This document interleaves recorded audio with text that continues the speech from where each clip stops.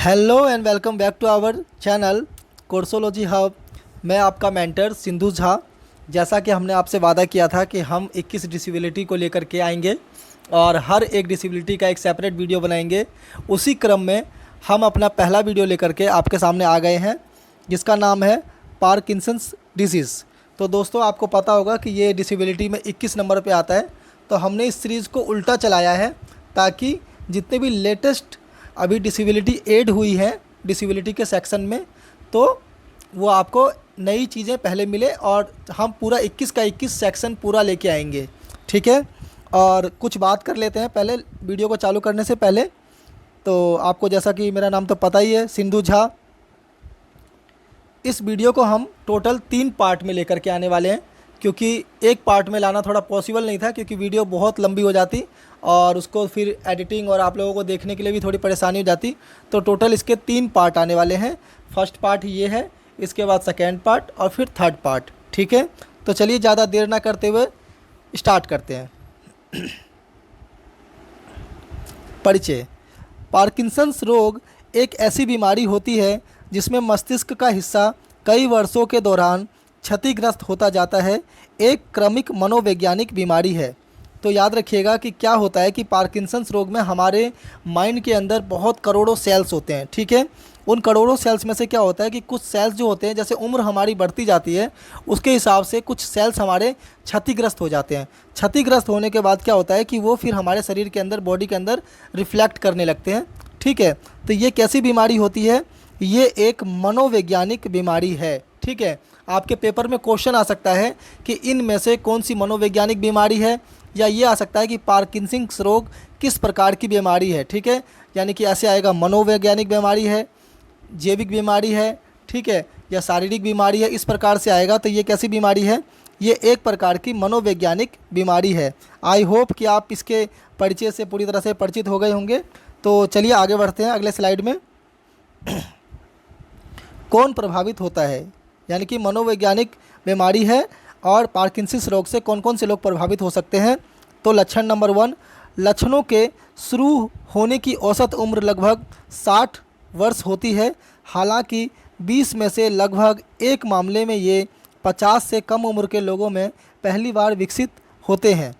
ठीक है, पहला पॉइंट समझ में आ गया। यानी कि ये ओल्ड एज, ज़्यादातर ये ओल्ड एज प्रॉब्लम है। यानी कि जो ओल्ड एज लोग हो जाते हैं उनके जो माइंड में जो सेल्स होते हैं वो क्षति हो जाती है उनकी, जिसके कारण वो समस्याओं का सामना करने लगते हैं। ठीक है दोस्तों, तो अगले पॉइंट पर चलते हैं हम लोग कि महिलाओं की तुलना में पुरुषों में को पार्किंसंस रोग होने की संभावना 1.5 गुना अधिक होती है। आपको मैं बता देता हूँ कि कुछ रोग अगर छोड़ दिए जाएं, जैसे मैं आपको बता रहा हूँ एग्जाम पॉइंट ऑफ व्यू से एक टिप्स दे रहा हूँ आपको कि कुछ रोग अगर छोड़ दिए जाएं, जो कि मैं रोग आगे आपको डिस्कस कर लूँगा। ठीक है, तो स्क्लेरोसिस एक रोग है, उस रोग को छोड़ दिया जाए और कुछ चंद रोग ऐसे और हैं जिनको छोड़ दिया जाए, तो उन रोगों के अलावा ज़्यादातर रोगों में पुरुषों में उसकी संभावना की दर जो होती है वो ज़्यादा होती है महिलाओं की अपेक्षा। यानी कि महिलाओं की जो मारक और प्रतिरोधक क्षमता होती है वो ज़्यादा होती है, यानी कि उनको बीमारियां कम होती हैं एज़ कम्पेयर टू पुरुषों के। पुरुषों को ज़्यादा समस्याएं का सामना करना पड़ता है। तो अगला पॉइंट है हमारा, श्वेत लोगों में पार्किंसंस रोग के विकसित होने की सर्वाधिक संभावना होती है। अश्वेत और एशियाई मूल के लोगों में इसकी दर काफ़ी हद तक कम है। यानी कि ये जो बीमारी है पार्किंसंस रोग, ये यूरोप के अंदर ज़्यादा पाई जाती है। यानी कि गोरे लोगों में ये बीमारी ज़्यादा अधिक दर में पाई जाती है। एशिया या फिर जो अश्वेत लोग हैं, यानी कि जो काले मूल के लोग हैं, उन लोगों में ये बीमारी की मात्रा बहुत कम हद तक पाई जाती है। चलिए, यहाँ तक आई होप आपको क्लियर हुआ होगा। अगले स्लाइड की ओर चलते हैं। तो आगे बढ़ने से पहले जिन लोगों ने भी अभी तक वीडियो को लाइक नहीं किया है वो फटाफट से वीडियो को लाइक कर लें, हमारे चैनल को सब्सक्राइब कर लें, ताकि हमारी हर वीडियो की लेटेस्ट नोटिफिकेशन आपको मिलती रहे, और बेल आइकन को भी प्रेस कर दें। तो अगला पॉइंट है हमारा, पार्किंसंस रोग किससे होता है? तो पार्किंसंस रोग सब्सटेंसिया निग्रा नामक मस्तिष्क के हिस्से में तंत्रिका कोशिकाओं की क्षति होने की वजह से होता है। इसका परिणाम स्वरूप मस्तिष्क में डोपामाइन नामक रसायन मात्रा की कमी हो जाती है। किसकी कमी हो जाती है? डोपामाइन। याद रखिएगा, ये नाम बहुत ही इंपॉर्टेंट नाम है और पेपर में इससे रिलेटेड क्वेश्चन जरूर बनेगा कि मस्तिष्क में किस रसायन की कमी हो जाती है जिससे लोग पार्किंसंस रोग का शिकार हो जाते हैं। तो उसका नाम है डोपामाइन नामक रसायन प्रक्रिया। और ये कौन से हिस्से में होता है? तो सबस्टेंसिया निग्रा। कौन सा? सबस्टेंसिया निग्रा नामक मस्तिष्क के तंत्रिका के हिस्से में होता है ये। ठीक है दोस्तों, मात्रा की कमी हो जाती है। शरीर की गतिविधि को नियंत्रित करने में डोपामाइन महत्वपूर्ण भूमिका निभाता है और डोपामाइन की यह कमी पार्किंसंस रोग के कई लक्षणों के लिए जिम्मेदार होती है। तंत्रिका कोशिकाओं की क्षति वास्तव में किस कारण होती है, इसका स्पष्ट नहीं है। अधिकांश विशेषज्ञों का मानना है कि इसके लिए आनुवांशिक और पर्यावरणीय घटकों का एक संयोजन जिम्मेदार होता है, यानी कि इसके अंदर हेरिडिटी और इन्वायरमेंटल फैक्टर दोनों इंक्लूड है। ठीक है, कुछ हमारे दोस्तों ने कहा था कि आप बहुत ही शुद्ध हिंदी का प्रयोग करते हैं। ठीक है, तो I will try to involve English words also in this video, okay, and further all videos. तो इसके अंदर दोनों फैक्टर बताए हैं, आनुवांशिक यानी कि हेरिडिटी और पर्यावरण मतलब इन्वायरमेंटल घटक। ठीक है, और कौन सा नाम बताया मैंने? डोपामाइनक रसायन की कमी हो जाती है। ठीक है, और कौन से हिस्से में होती है? सबस्टेंसिया निग्रा। यानी कि 3 पॉइंट है, इन तीनों पॉइंट को आप ध्यान से याद रखेंगे। चलिए आगे बढ़ते हैं। पार्किंसंस रोग के लक्षण। पार्किंसंस रोग के 3 प्रमुख लक्षणों का संबंध शारीरिक गतिविधियों से है। ठीक है, कौन कौन से हैं वो देख लेते हैं। शरीर के विशिष्ट हिस्सों का अनैच्छिक रूप से हिलना, जैसे कपकपी कहते हैं। ठीक है, यानी कि अगर आप अनैच्छिक रूप से, यानी कि आपकी इच्छा नहीं है, जैसे ठंड लग रही है आपको बहुत ज़्यादा ठंड लग रही है, तब आप कपकपा रहे हैं तो वो एक नॉर्मल प्रक्रिया है। या आपको बहुत तेज़ बुखार है तब आप कपकपा रहे हैं तो आपको एक नॉर्मल, मतलब ये एक नॉर्मल प्रक्रिया है, इसमें कोई घबराने वाली बात नहीं है। लेकिन आपकी इच्छा नहीं है और आप बिना मतलब के ही कपकपा रहे हैं, यानी कि आपके अंदर कपकपी है, तो ये इसका एक प्रमुख लक्षण हो सकता है। तो पहला लक्षण क्या हुआ? कपकपी। दूसरा पॉइंट, मांसपेशियों में कड़ापन, यानी कि आपको पता होगा कि सेरेब्रल पॉलिसी, जिसे हम लोग पड़ा मस्तिष्क के पक्षाघात भी कहते हैं हिंदी में, तो उसी प्रकार की अगर समस्या है कि मांसपेशियों में कड़ापन, जिससे दैनिक कार्य जैसे कुर्सी से उठना बहुत मुश्किल हो जाते हैं, इसे अकड़न कहते हैं। आपको पता होगा कि जो सीपी के अंदर क्या होता है, सीपी के अंदर भी जब बच्चे की डिलीवरी के समय ऑक्सीजन की कमी हो जाती है, जिसको हम लोग लिटिल रोग के नाम से भी जानते हैं, प्राचीन समय में उसको लिटिल रोग के नाम से भी जानते थे। तो जब उसमें क्या होता था कि जब मस्तिष्क में ऑक्सीजन की कमी हो जाती थी तब बच्चा सीपी का शिकार हो जाता था, और उसमें भी यही सेम सिम्टम्स है कि मस्तिष्क में तंत्रिका संबंधी क्या होती थी, गड़बड़ी हो जाती थी। ठीक है, तो इसके अंदर भी क्या बताया है कि मस्तिष्क में जो अभी हमने डोपामाइन पदार्थ के बारे में जाना है उसकी कमी हो जाती है, तो इस प्रकार की समस्या का सामना करना पड़ता है। मोटर स्किल संबंधित पॉइंट नंबर तीसरा, शारीरिक गतिविधियां बहुत धीमी हो जाती हैं, जिसे बैटरी काइनेसिया कहते हैं। जो शारीरिक गतिविधियां हम लोग करते हैं उसको टर्मिनोलॉजिकल वर्ड में अगर कहें तो उसको क्या कहा जाता है? बैटरी काइनेसिया।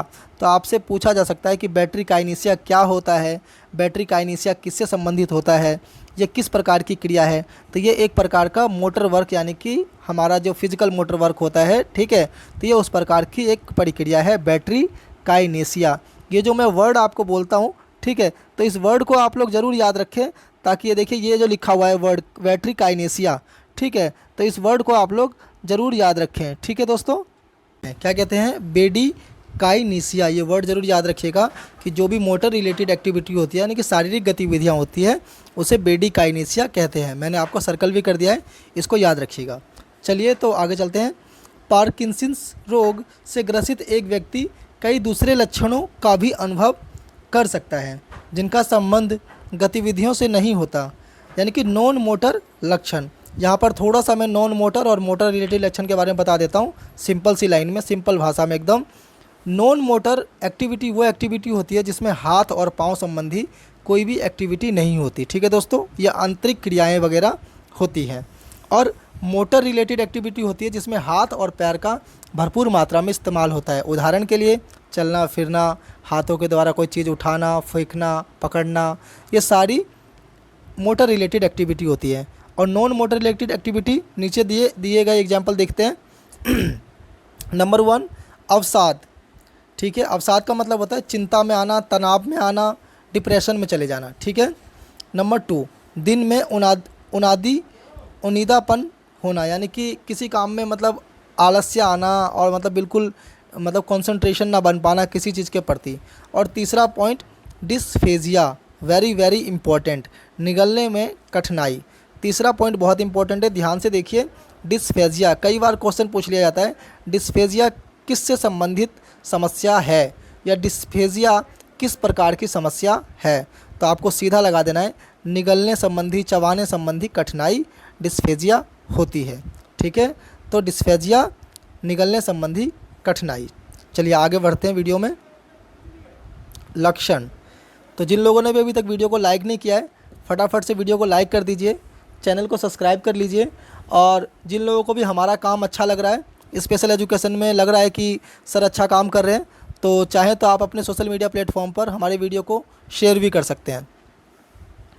पार्किंसंस रोग के लक्षण आमतौर पर धीरे धीरे शुरू होते हैं और थोड़ा थोड़ा करके विकसित होते जाते हैं। अक्सर इनका कोई विशेष क्रम नहीं होता। पॉइंट नंबर 2 पे आते हैं। विभिन्न प्रकार के लक्षणों और उपचार के प्रति प्रतिक्रिया के साथ पार्किंसंस रोग लोगों को कई तरह अलग अलग तरीके से प्रभावित करता है। लक्षणों की गंभीरता भी लोगों के हिसाब से अलग अलग होती है। यह असंभाव्य है कि कोई व्यक्ति इस खंड में सूचीबद्ध सभी लक्षणों का अनुभव करेगा। ये ज़रूरी नहीं है कि जो पार्किंसंस रोग है उसमें जितने लक्षण हैं वो सारे लक्षण एक व्यक्ति फॉलो करे। हो सकता है किसी में कुछ अलग लक्षण हो थोड़े और किसी में कुछ अलग लक्षण हो, ठीक है। लेकिन जो इसके शुरुआती लक्षण हैं वो आपको जल्दी पकड़ में नहीं आते, लेकिन जो इसका स्टेज 2 है और स्टेज 3 है वो आपको जल्दी पकड़ में आ जाते हैं, ठीक है। चलिए आगे बढ़ते हैं। लक्षणों के प्रकार, तो चलिए जानते हैं किस किस प्रकार के लक्षण होते हैं। संभावित लक्षण काफ़ी अलग अलग हो सकते हैं, किंतु 3 मुख्य श्रेणियों में होते हैं।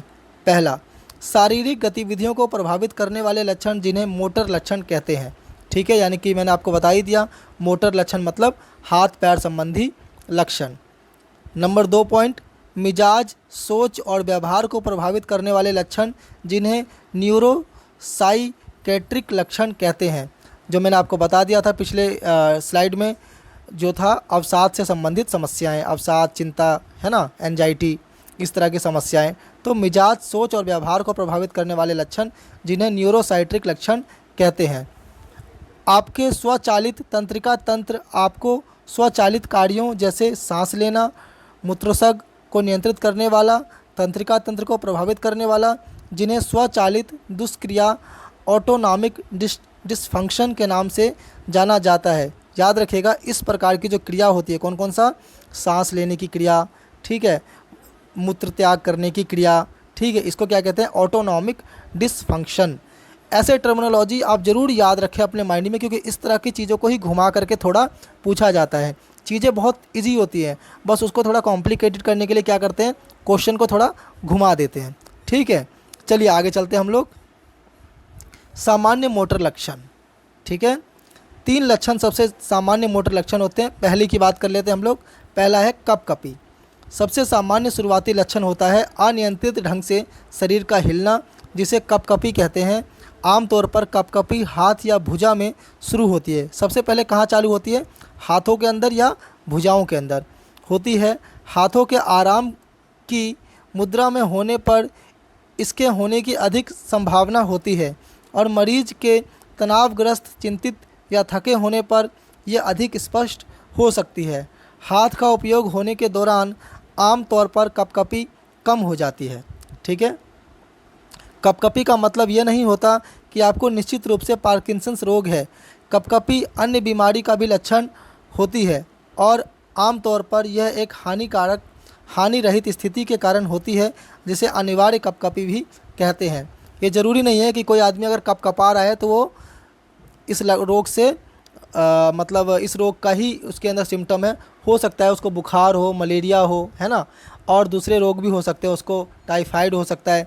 तो ये ज़रूरी नहीं है कि उसे पार्किंसंस ही होगा तो उसे कपकपी हो रही है। मैंने आपको पिछले स्लाइड में भी बताया था कि एक व्यक्ति में एक ही प्रकार के लक्षण होंगे, ये फिक्स नहीं है। तो चलिए आगे चलते हैं। पॉइंट नंबर 2, गतिविधि का धीमा होना, जिसे क्या कहते हैं, ब्रेडिकाइनेसिया, याद रखिएगा, गतिविधि संबंधी अगर बात आ जाए कि ब्रेडिकाइनेसिया किससे संबंधित चीज़ें हैं, तो आपको सीधा लगा देना है गतिविधि संबंधी। ठीक है दोस्तों। तो पार्किंसंस रोग आपकी शारीरिक गतिविधियों को सामान्य की तुलना में बहुत धीमा कर सकता है, खास तौर पर जब आप गति शुरू करते हैं। गतिविधि धीमे होने के चिकित्सीय शब्दों में ब्रेडिकाइनेसिया कहते हैं। एक बार और प्रोनाउंस कर देता हूँ अच्छे से। पार्किंसंस रोग आपकी शारीरिक गतिविधियों को सामान्य की तुलना में बहुत धीमा कर सकता है, यानी कि जो हम नॉर्मल एक्टिविटी करते हैं उसको पार्किंसंस रोग धीमा कर देता है, यानी कि हम उस मात्रा में गिरावट आ जाती है। ठीक है, आगे कहते हैं ख़ास तौर से तब जब आप गति करना शुरू करते हैं, यानी कि आप जब कोई एक्टिविटी करते हैं तब आप धीमे हो जाते हैं। गतिविधि धीमे होने को चिकित्सीय शब्दों में ब्रेडिकाइनेसिया कहते हैं। आपसे पूछा जाएगा ब्रेडिकाइनेसिया क्या होता है, तो सीधा आंसर होगा सामान्य गतिविधि धीमा होना। ठीक है, इसको चिकित्सीय शब्द में ब्रेडिकाइनेसिया कहते हैं। लोग बताते हैं कि वह शरीर को प्रभावित हिस्से को सामान्य गति से हिलाने की कोशिश करते हैं, लेकिन संदेश वहां तक पहुंचता हुआ प्रतीत नहीं होता। यानी कि माइंड कोशिश करता है कि हाथ ऊपर जाए, ठीक है, पैर आगे बढ़े, लेकिन शरीर का जो वो अंग है वो उस प्रकार का गतिविधि महसूस नहीं करता। एक प्रकार से मान लीजिए लकवा की स्थिति सी हो जाती है। अक्सर ब्रेडिकाइनेसिया का पहला संकेत यह होता है कि पैदल चलते समय आप अपनी कोई भुजा हिलाने में सक्षम नहीं होते। यानी कि अगर आपके अंदर ब्रेडिकाइनेसिया के लक्षण है तो चलते समय आपके हाथ नहीं हिलेंगे। दैनिक जीवन के कार्य जैसे कि कपड़ों के बटन लगाना, एक पेन से लिखना और ढक्कनों को खोलना कठिन हो सकते हैं और इनमें समय लग सकता है। ब्रेडिकाइनेसिया आपके पैरों को प्रभावित करता है, जिसके परिणाम स्वरूप आपकी चाल स्पष्ट रूप से धीमी और घसीटती हुई हो जाती है। ठीक है, यानी कि आपकी चाल जो होती है वो घसीटाह वाली हो जाती है। और कभी कभार अधिक गंभीर मामले में व्यक्ति कुछ देर के लिए चलने की क्षमता गंवा सकता है और उसके पैर धरती पर जम जाते हैं, यानी कि इसमें चलन शक्ति का ह्रास भी हो जाता है, यानी कि जो हमारी एक्टिविटी है, मोटर एक्टिविटी, वो भी हम खो सकते हैं।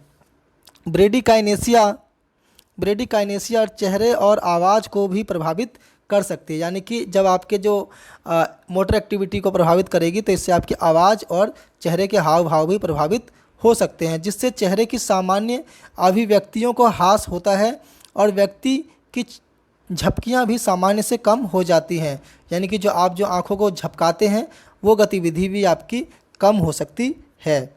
आई होप कि आपको समझ में आया होगा सारी गतिविधि से संबंधित, जिसको हम लोग ब्रेडिकाइनेसिया कहते हैं। ये सब जरूर याद में रखिएगा दोस्तों। चलिए आगे बढ़ते हैं। तीसरा पॉइंट आ गया है मांसपेशियों का कड़ापन, जिसको अकड़न कहते हैं। ठीक है, पार्किंसंस रोग से ग्रसित व्यक्ति अपने हाथ और पैरों की मांसपेशियों में कड़ापन और तनाव भी महसूस करते हैं, इसे अकड़न कहते हैं। पार्किंसंस रोग से ग्रस्त व्यक्तियों की जांच करते समय चिकित्सक दो अलग अलग प्रकार की अकड़न महसूस कर सकते हैं। लीप पाइप अकड़न पहला, जिसे प्रभावित मांसपेशियों में लगातार प्रतिरोध का अनुभव होता रहता है। कांग व्हील अकड़न, जिससे प्रभावित मांसपेशियों में अकड़न के बाद आराम हो जाता है, जिसे कि आप एक कांग व्हील घुमा रहे हों। ये दो प्रकार के टेस्ट होते हैं, लक्षण होते हैं, एक लिप पाइप अकड़न और कांग व्हील अकड़न। तो आज के वीडियो में इतना ही। अभी ये पार्किंसंस रोग का फर्स्ट पार्ट था, तो अभी 2 पार्ट इसके और आएंगे। तो थैंक यू सो मच आज फर्स्ट पार्ट में हमारे साथ जुड़ने के लिए। तो अगर आपको कोई क्वेरी हो तो आप हमें यहाँ भी मिल सकते हैं। तो जिन लोगों ने अभी तक चैनल को लाइक नहीं किया, फटाफट से वीडियो को लाइक कर लें, चैनल को सब्सक्राइब कर दें और बेल आइकन को भी प्रेस कर दें, ताकि हमारी हर लेटेस्ट वीडियो की नोटिफिकेशन आपको टाइम टू टाइम मिलती रहे। तो चलिए मिलते हैं नेक्स्ट वीडियो में, इसके पार्ट सेकेंड में।